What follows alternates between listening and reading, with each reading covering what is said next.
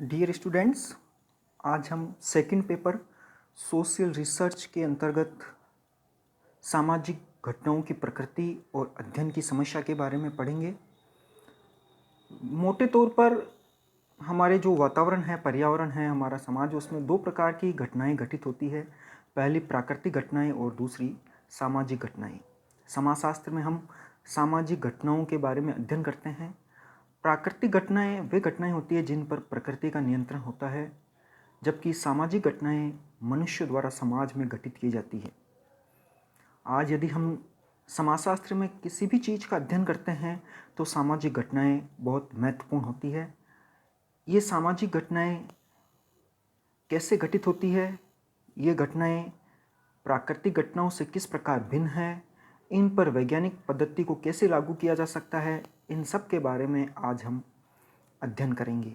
सबसे पहले हम सामाजिक घटनाओं की क्या विशेषताएं होती है, इनके बारे में पढ़ेंगे।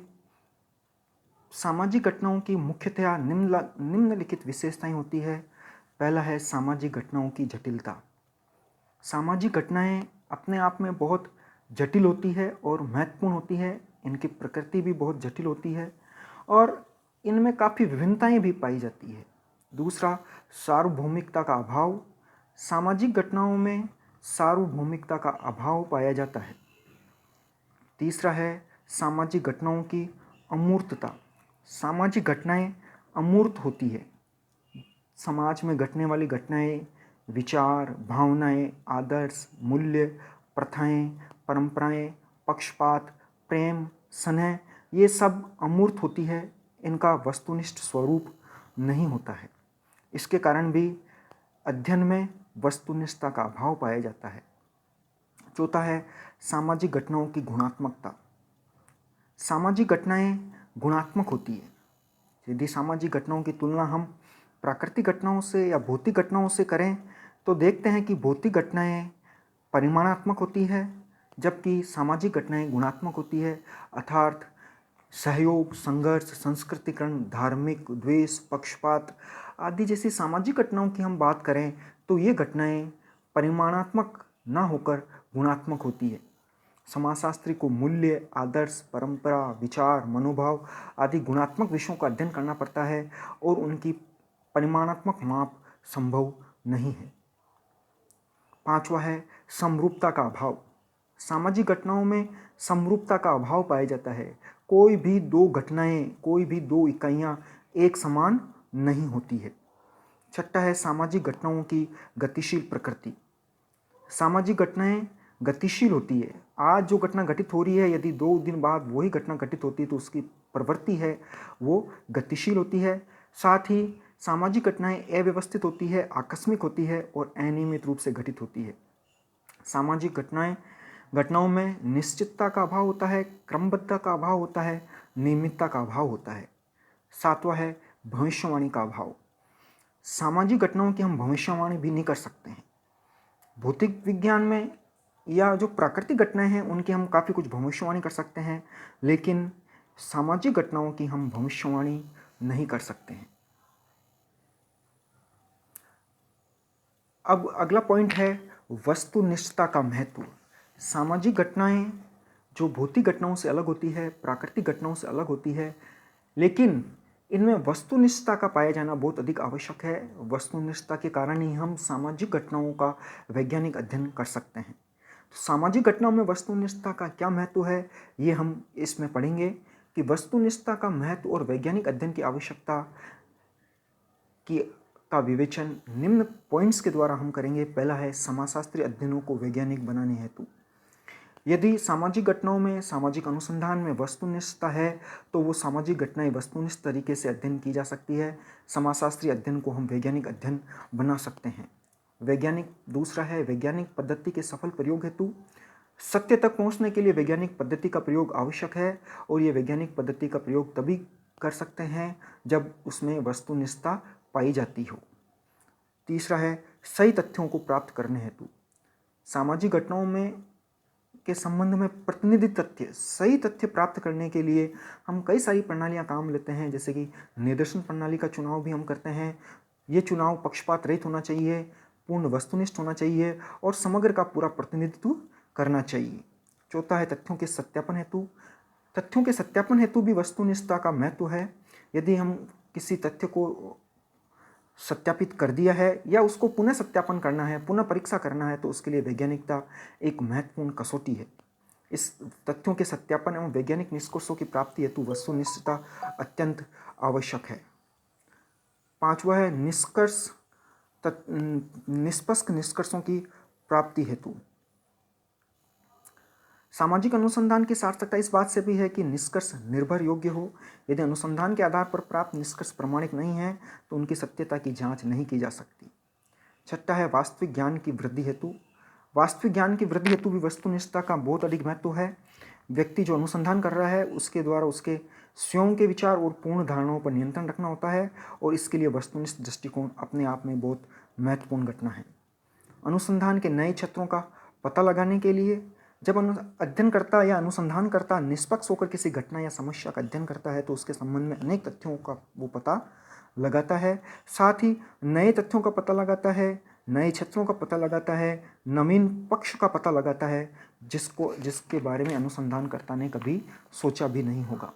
भ्रांतियों की समाप्ति हेतु अनेक सारी भ्रांतियाँ, अवधारणाएं, धारणाएं हमारे समाज के अंदर अभी विद्यमान हैं। वस्तुनिष्ठता के कारण इन भ्रांतियों को हम दूर कर सकते हैं, कई प्रकार के तनाव और संघर्ष को कम कर सकते हैं। ये धारणाएं, भ्रांतियां जाति, प्रजाति, धर्म, भाषा, संप्रदाय, संस्कृति, प्रांत या क्षेत्र आदि से संबंधित होती है। इन सब भ्रांतियों का निवारण, इन भ्रांतियों को दूर करना वैज्ञानिक अध्ययन के आधार पर संभव हो पाता है। सामाजिक समस्याओं के समाधान हेतु इसी प्रकार विभिन्न प्रकार की समस्याओं के यथार्थ समाधान के लिए भी वस्तुनिष्ठता का होना अति आवश्यक है। वस्तुनिष्ठता, अब हमारा टॉपिक है वस्तुनिष्ठता प्राप्त करने में कठिनाइयाँ, कि वस्तुनिष्ठता प्राप्त करने में क्या क्या कठिनाइयाँ आती है। उनमें पहली है सामाजिक अनुसंधानों का विषय सामाजिक घटनाएं ही है और ये घटनाएं अमूर्त, परिवर्तनशील, गुणात्मक, विभिन्नतापूर्ण एवं जटिल होती है।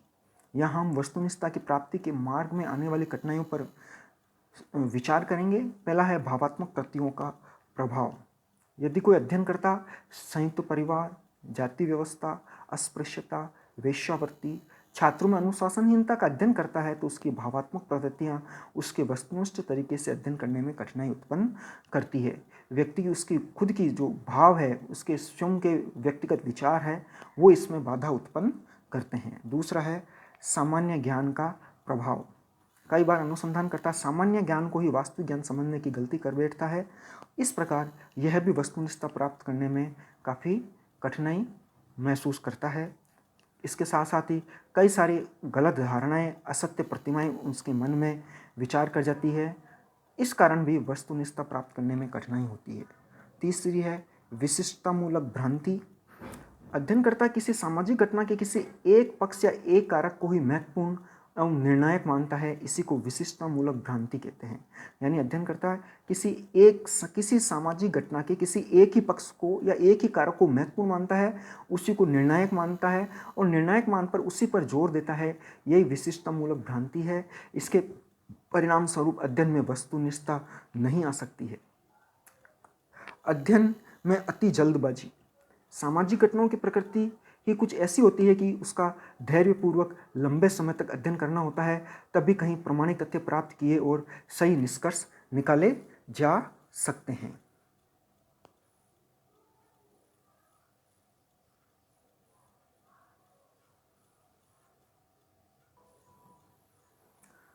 अनुसंधानकर्ता का व्यक्तिगत स्वार्थ।